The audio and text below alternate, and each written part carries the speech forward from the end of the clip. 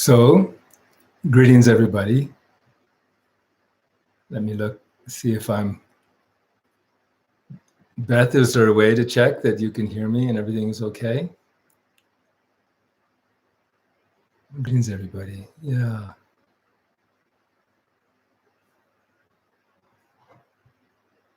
Oh, Beth says it's all good. Okay. So good morning, good afternoon, wherever you are. And as many of you may know, I'm Tim Olmsted. I'm one of the 5 Tergar instructors. And I've been asked to spend a little time chatting with you about the subject or the topic for the upcoming webinar that I'll be giving this weekend. And this weekend and today, we're going to talk about what is referred to as the 4 immeasurables. And even though I talk about these things all the time, this is what I do, I must say that I'm just a little bit nervous to talk about this beautiful topic in a short span of time because I want to get it right. These 4 immeasurables I find to be so inspiring. They're so central to our life, to my life, that I want to share them in a way that is compelling to you so you also can get a little bit interested in them. So in talking about the 4 immeasurables, I think that we can go all the way back and talk about our life, just very, very personal life. And I think that it's fair to say that all of us just naturally want to find a way of being, a way of experiencing life that is more open, more relaxed, less constricted, more connected. We long for this. This is because we have this sense, this intuition that actually this is possible for us. This is possible for us because this is the way we actually innately are. So knowing that this is what we long for, with the sense that we're not quite there, this is wisdom. In many ways, the whole journey, everything in our life is sort of motivated by this very, very beautiful, very, very innate kind of longing, a longing again to be open, connected, less constricted than we feel right now, more connected to the world, more connected to others. This is beautiful. This shows that quality, we remember somehow that quality. If that wasn't innate to us, we wouldn't make it up. All we would want is a big bank account or a big ice cream cone or something. But this comes very much from this sort of center of who we are. So longing for this is wisdom. Knowing that we're not quite there, knowing that something is off, you could say. This is wisdom. Wanting to be free, wanting to be happy, wanting these good things for ourselves. This is love. This is our innate kindness towards ourselves, you could say. Wanting this for ourselves. This is beautiful.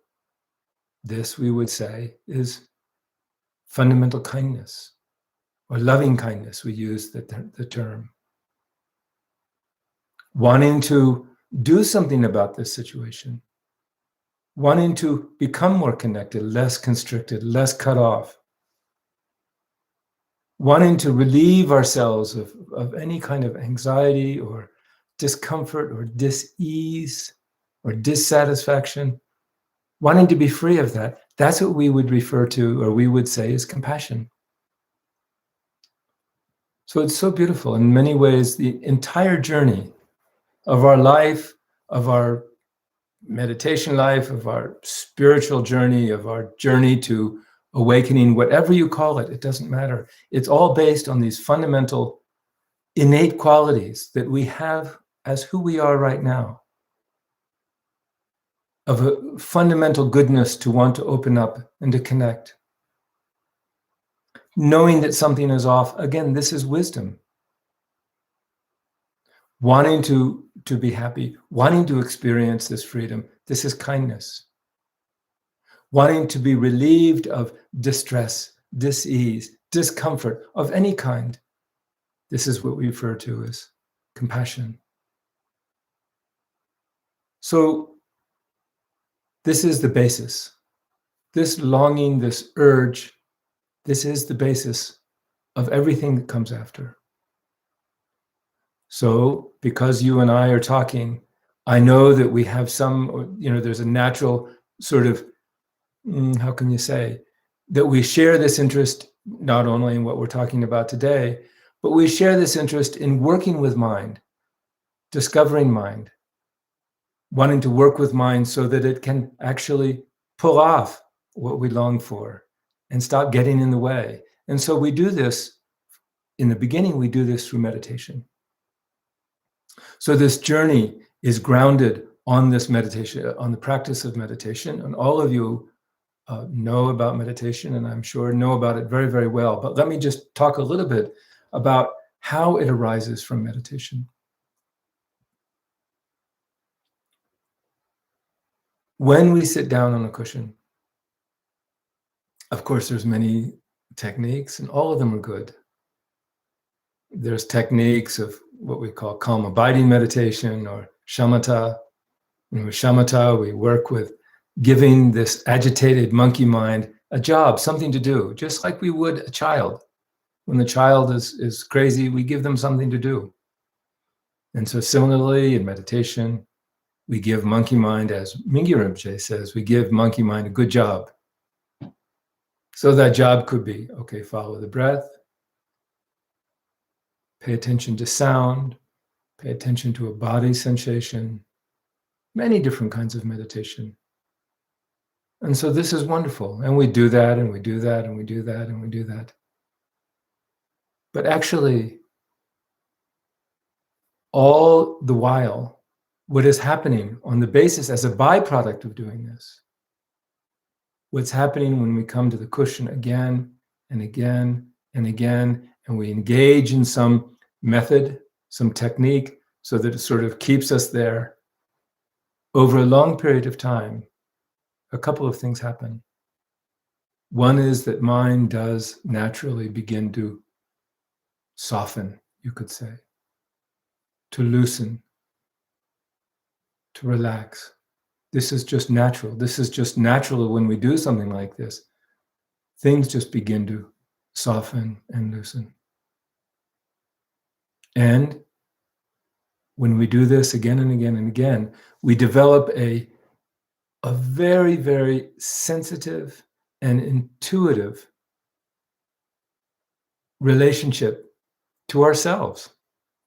In many ways, we spend our whole life running around relating to the sights and sounds of the world, to other people. Then finally, here we have a chance to sit down with ourselves. Meditation, really, the underlying theme of meditation is that we really get to know ourselves. And as we get to know ourselves, we further settle down. And what we discover when we get to know ourselves in this way, and again, this is not something we do intentionally, it's a byproduct of time. In the same way that if you went out with someone every day and had a cup of tea or a Coke or something like that, and you did it every day, over time, you naturally just get to know them very, very, very well. So here, this is like having a party with ourselves, you could say. And over time, we get to know ourselves very well. And what we get to know is we get to know very intimately our own hopes, our own fears, our own aspirations, what we're afraid of, what we long for. We get to know our dreams. We get to know our nightmares. We get to know the whole thing. This is a beautiful process. It's not something, again, that happens directly. It's just a byproduct of spending time. And as we do that, we develop this quality of sort of intimacy with ourselves. And that intimacy brings greater interest even, and a natural quality of warmth. It's just true about us. When we get to know someone very, very well, we just warm up to them. The great, great, great scholar, sage, Bodhisattva Abraham Lincoln once said, if you ever meet somebody that you don't like, you just don't know them well enough. So this is the practice of meditation. We get to know ourselves so well. And as we get to know ourselves, we begin to become more tender and more relaxed.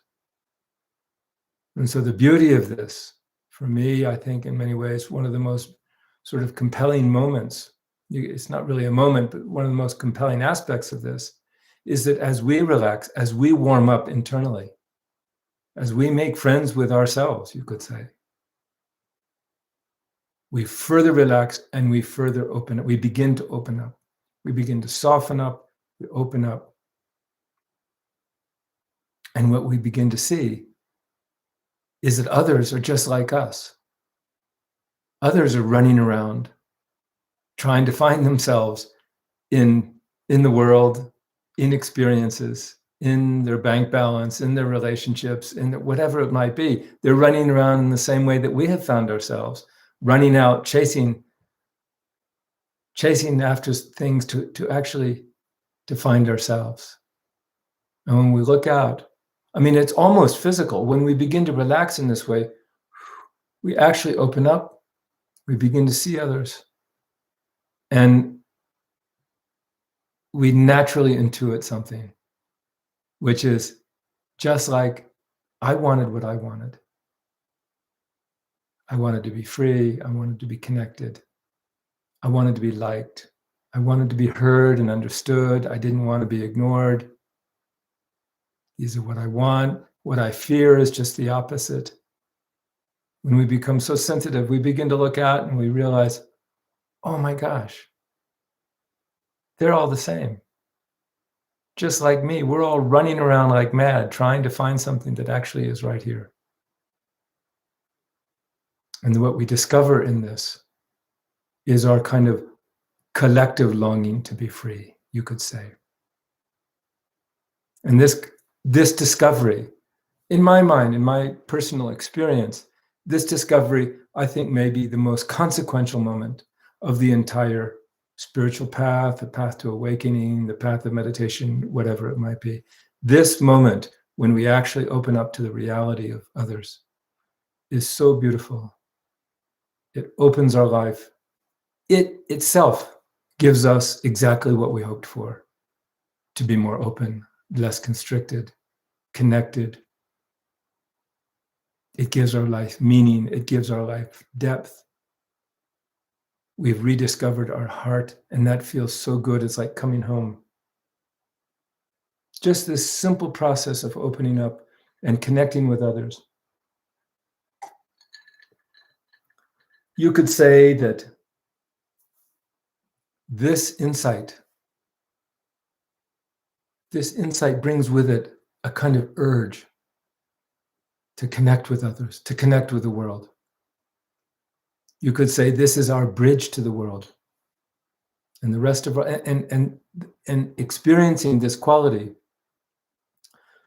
calls us to touch others. It calls us to help others find exactly what we've so badly wanted to find and are just beginning to find ourselves.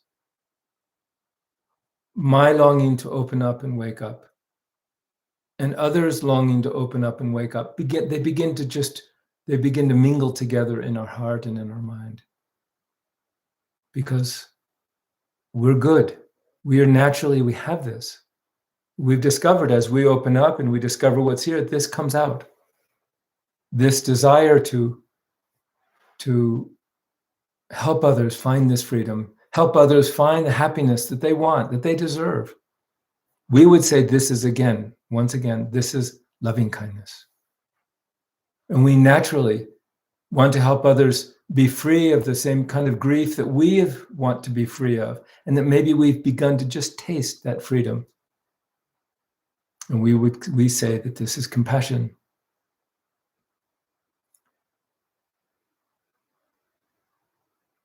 seeing this, when we begin to see joy, when people are happy, when we see that people are happy, wherever they may be, for whatever reason they might be happy, because we're tenderized to ourselves and others, we rejoice in that.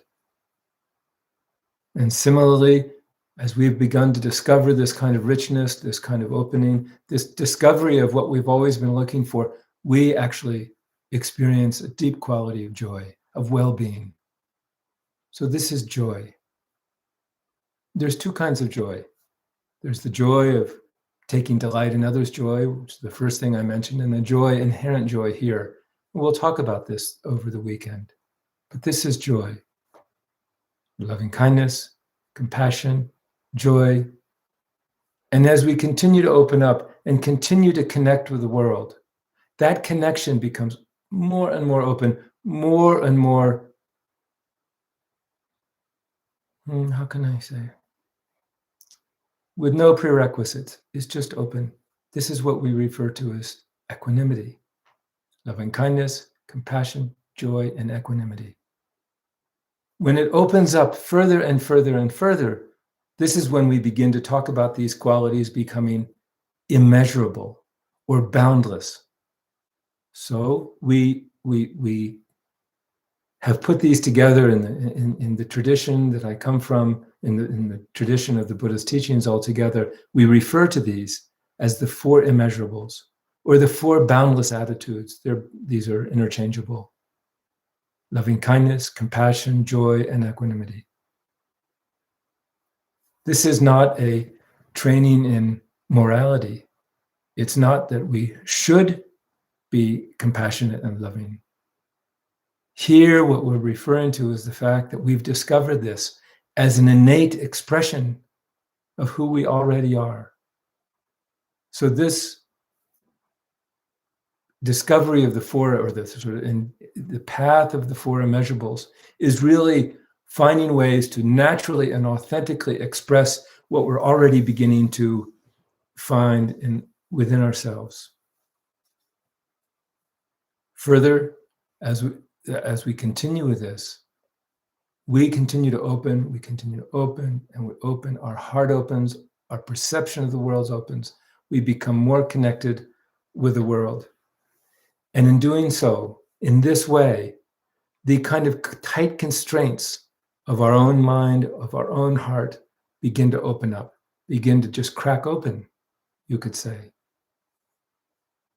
This quality of care, of tenderness, of loving kindness and compassion, this has the effect of further dissolving whatever barriers keep us from connecting deeply with the world and with others. So again, we refer to this as the four boundless attitudes. Or another way of saying it is we would say that this is bodhicitta.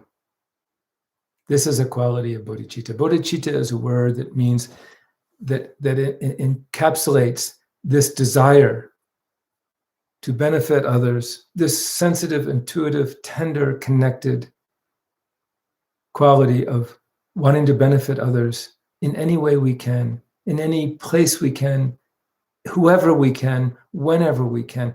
This becomes a natural urge because we realize that others want to be free and free of pain, just like we do. And so the boundaries between us begin to blend. So this is the spark of the birth of what we call bodhicitta, and our desire to keep moving along the path, to keep opening, to keep connecting, to keep developing our own wisdom and our own loving kindness and compassion, so that we can in fact benefit others, so that we can pull off what our intuition, what our urge wants us to do. We look out, we see people are just like ourselves. We want to benefit them in the same way that we want to benefit others. But in order to do that, we need to continue to further open up, further develop our own wisdom, our own skill, our own loving kindness and compassion. So this then becomes our aspiration. This becomes our calling, you could say, our longing. And so then this is why we refer to these four the 4 immeasurables. We refer to this as aspiration bodhicitta, that this is what we aspire to do. This aspiration bodhicitta, I would suggest, is at the heart of all traditions of awakening. That these 4 are the driver, the heartbeat, because they're the heartbeat of all beings. So it's in no way is this relegated to a particular tradition. I think this is a universal truth, a perennial truth. Why? Again, because we discover these as a natural expression of a heart and mind that is opening up. We discover them here. And so if I discover it here and you discover it there, then people everywhere will discover it. Now, how, the sort of technique or the methodology or the belief system that it's held in, that's fine. But I would suggest that these are perennial truths. This desire, again, for people to be happy, which is loving kindness, to be free of distress and disease, which is compassion, that we want them to be happy and that we delight in that. And we delight in delighting in that. That's joy. And the fact that this opens up and that we feel the same way as someone who's close to us that we don't know. And as this begins to open up further and further, we actually have this same, eventually we have this same attitude towards even people that we don't like. Why? Because it's innate to us, that we're willing to break down the barriers of even someone that we don't know, that we don't like, maybe that's hurt us. Partly because we realize that the reason that people hurt each other is because they themselves are disconnected with their own heart. They're disconnected, as we had been and are still to some degree. They're disconnected with their own inherent love, their own inherent compassion, their own inherent joy. And so they cause trouble for others. People who cause trouble for us, people who cause trouble in the world, these are not happy people. These are not people who have a sense of meaning, of depth, of kindness, sensitivity, connection, love, joy. And so imagine if everybody shared these qualities, if everybody could taste these qualities, what kind of world we would live in. People wouldn't hurt each other. We would naturally understand that we all want the same thing. We're all in the same boat, as we say. How wonderful it would be that if we could touch the world in a way that's moving us collectively in that direction of connecting ourselves, each of us, with our own loving kindness and compassion, our own joy, our own equanimity. What a world that would be if people had sort of an intuitive sense of that. So this is a lifelong journey. The spark is this, as we said, is this fact that this is natural to us. And that as it burns whatever keeps us constricted here, and we open up. And then it becomes our life, actually, you could say. That it gives us such deep meaning to do whatever we can, whenever we can, to benefit whoever we can in any way that we can. So this is not something like, okay, now we have to go save the world, or now we have to develop another 501c nonprofit organization to whatever. It doesn't mean that at all. It means that we touch whoever we're with, whoever we find at the grocery store, when we get gas, anytime, when this is present in our heart. The beauty of this is when these qualities are present in our heart, others can touch them. Others can feel them. We can feel it in people. We know it in people. When we meet people, even if we're not thinking about it, something comes to us. It's like, oh, this is an unusual person. Even dogs know whether we have love in our heart. I'm a big dog fan, as many of you know. So again, this is not a crusade. This is not, this doesn't launch us onto the front stage of being a great humanitarian. Actually, what we've done is we've discovered our own humanity very intimately, very personally, right here. And then however we play that out, if it's imbued with these qualities, of loving kindness, compassion, joy, and equanimity, then the world touches it, feels it. Whoever we touch, they can feel it. This is why this is such a beautiful journey, because it enriches absolutely every single thing that we do. It enriches our experience of ourselves. It enriches our experience of the world. And it has a quality of warming the world around us, you could say. So this weekend, we're going to spend a couple of mornings, well, morning in America, as it were. We're going to spend a couple of days, half days, going further into these. And the further we go into these, the more riches it reveals. We're going to go further into what we've been talking about today. We're also going to be talking about the practices of how we can bring these out. And I really look forward to having the chance to sharing these further with you. Again, this is the central kind of pivot around what my entire life has been about in terms of working with the path of meditation. So we have a little bit of time together to share and go further with that. So those are just some thoughts, and I really invite you to come along. I think you'd be happy that you did. And now let's see if there are some questions. Beth is helping in the background as always. And what would we do without Beth? I don't know. And she's going to send me some questions on WhatsApp. So she says, Cindy asks, the immeasurable joy, may all sentient beings never be parted from upper rebirth and liberation's excellent bliss. Please explain how this relates to our daily practice. So I'm not exactly sure what Cindy means here, but when she refers to the liberation of excellent bliss, so bliss here is this quality.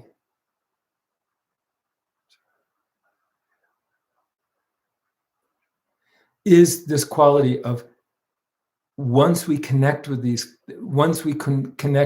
in our heart, there's a deep quality of well-being, a deep satisfaction, a deep sense of depth and meaning and confidence and courage. So this is not a feeling. So when we talk about joy here, we're not talking about an emotion of joy. We're talking about a deep sense of well-being, and this is what we refer to as bliss. This is what is. It's an awkward translation. This is not a bliss as, again, a kind of ecstasy.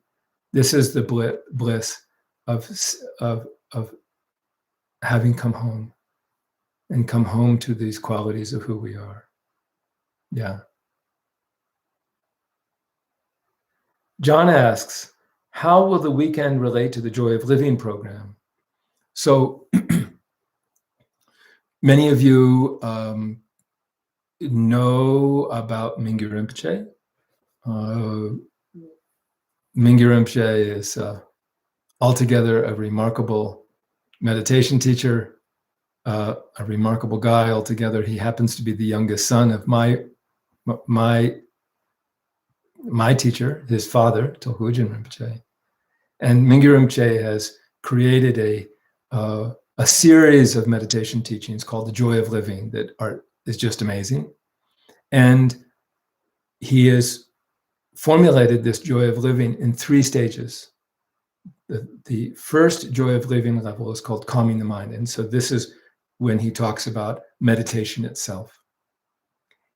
In the second, what we discover once that mind is calm, just like we're saying today, we discover our heart. We discover the vastness of our heart.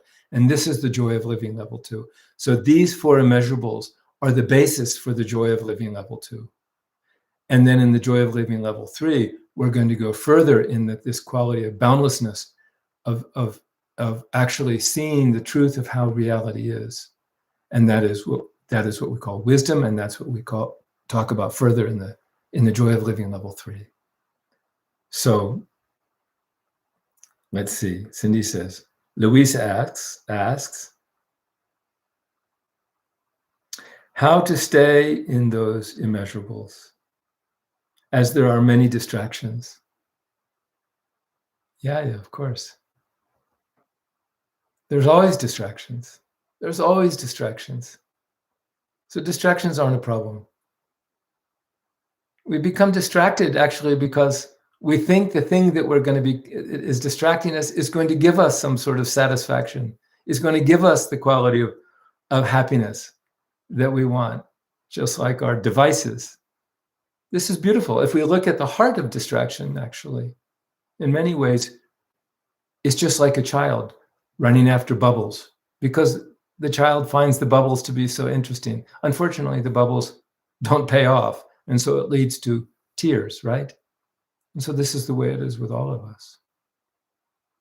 So over time, and working with the principles of opening the heart and the mind, and particularly softening and opening up our whole system through meditation, then these come naturally.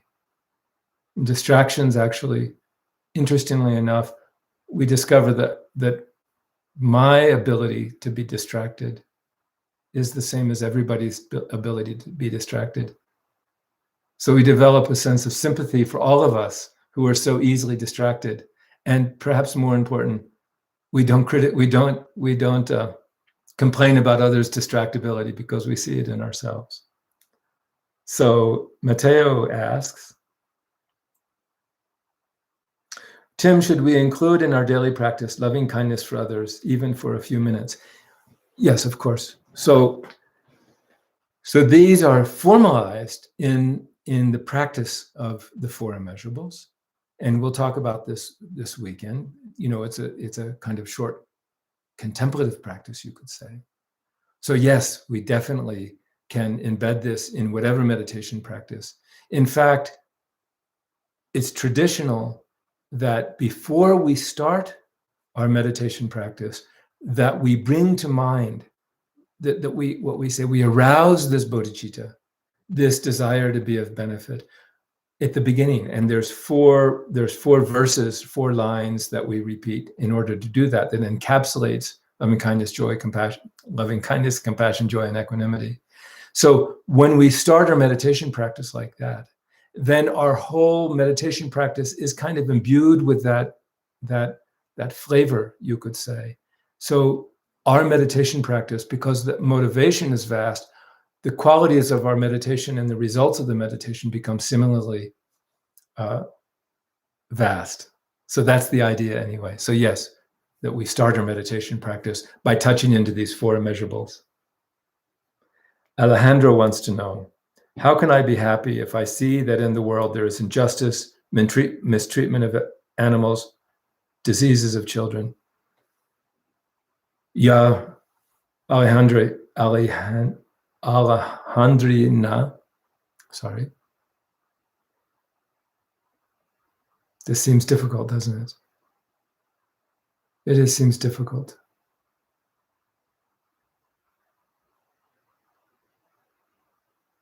Happiness here, again, isn't an emotion. Happiness is a sense of depth and well-being, a connection here. And we look out in the world and we see that others don't have that same connection, that same tenderness towards others, and not knowing that and not having that, they cause harm to each other. It's heartbreaking. It's completely heartbreaking. So there's a paradox here, the paradox that we have to live with. That the sense that we found a sense of freedom here, a sense of well-being here, and we look out, and actually we become more sensitive to the fact that so many people do not have that. And that sensitivity, if we know how to carry it well, and we continue to work with our meditation practice so that we're balanced and we're open, that actually that increases our bodhicitta, increases our desire to be of benefit, because we see the stakes are high and people are screwing it up. We all screw it up. So we have 2 options. We could either be angry and bitter, or we could be touched and compassionate. And this is calling us to be compassionate and to engage in the wisest way that we possibly can, so that people stop hurting ourselves. This is a paradox. The more peace, the more well-being we see here, the more stability we experience in our life.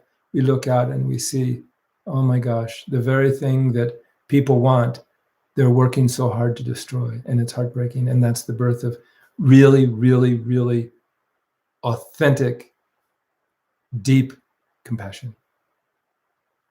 Louisa asks, if I change for the better, will that affect my surroundings too and other people? This is a great question.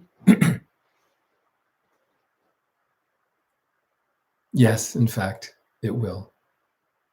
When we change, we're part of a vast network of relationships, both friends and people who are close to us, our family, and anybody who we touch in the world. When we change, people sense it, people feel it. Our heart begins to break open and begins to radiate a quality of kindness and care, and everybody is affected by that. This is very hard to understand intellectually, but all of us have had the experience of being near someone who has generated this kind of heart, and it affects the whole environment quite deeply. The Nelson Mandelas in the world, the Mahatma Gandhis in the world, the Dalai Lamas in the world, the Jesus Christ in the world. Actually, just being in their presence, not even talking to them, we can feel it. And it's something that I do as a kind of game that I play, which is sensing this. When I'm in the world and I sense people, I can sense when they're open and their heart is open like this.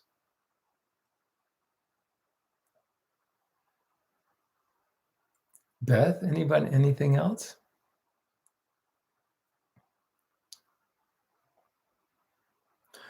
So again, I can just say very, very personally that this exploration of the four immeasurables has been the sort of driving kind of thread of my life, and it really saved me.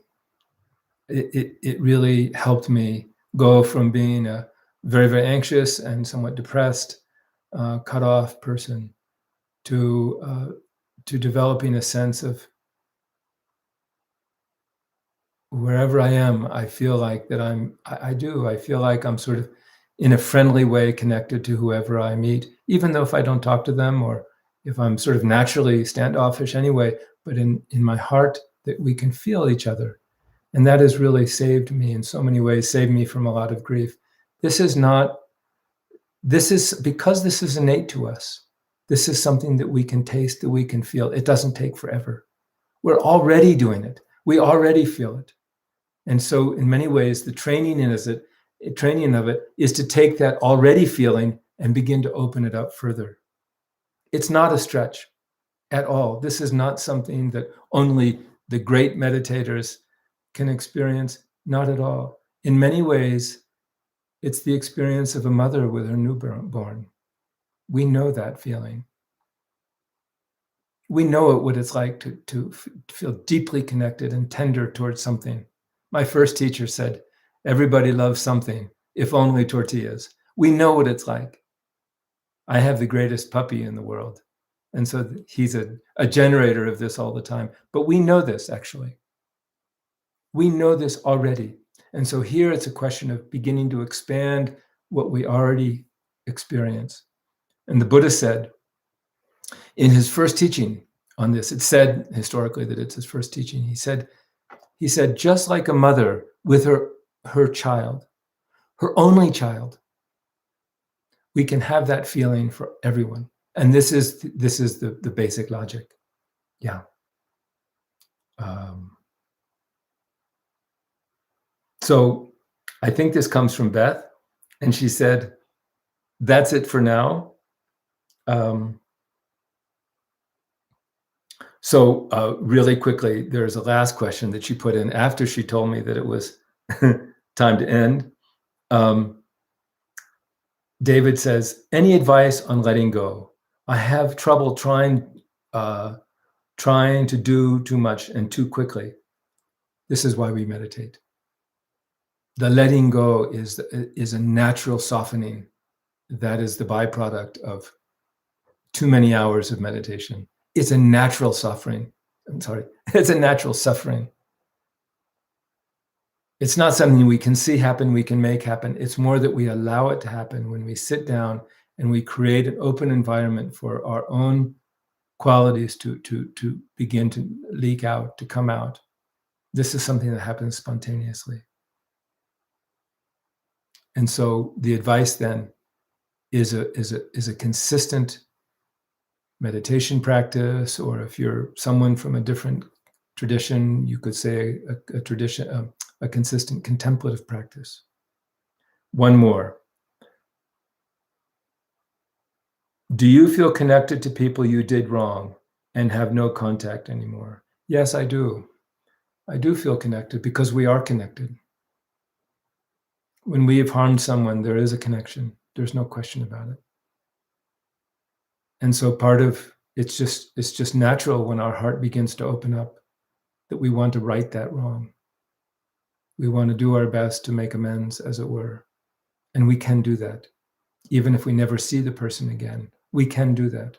When we change our heart, then we naturally change our attitude about others.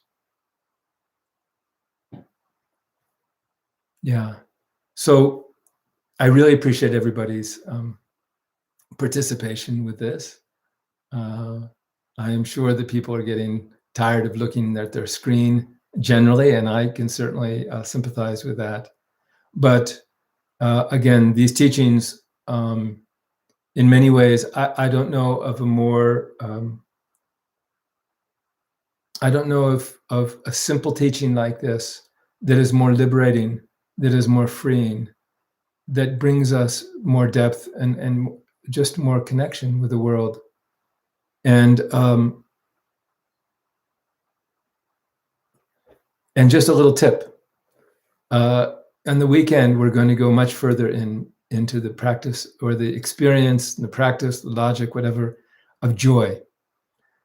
So often when the four immeasurables are taught, that they teach on, they work with loving kindness and compassion, and somehow it peters out after that. Maybe the time runs out. But I don't know of any more easy, more immediate, more intuitive, and more satisfying practice than the practice of joy. It's so beautiful. It's just a tilt of the head. It's just a shift in our attitude. It's so beautiful. We're going to go much further into it.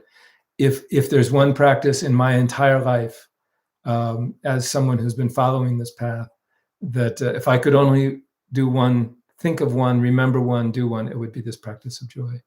So I want to also to thank everyone behind the scenes that is making this little moment possible, Beth and Kirstine, and I know that there's translators, and you know how it goes. So I just get to be the talking head in front of a large team of people who are working so hard to make this. And thank you so much for the translators, and thank you for being here, all of you, but also those of you who don't speak English and have to put up with listening to me in the first place and then having it translated. That must be a little bit frustrated. So that's it. It's 1:45, and I hope to see you this weekend. I think we're going to have a great time. So thank you very much, everybody.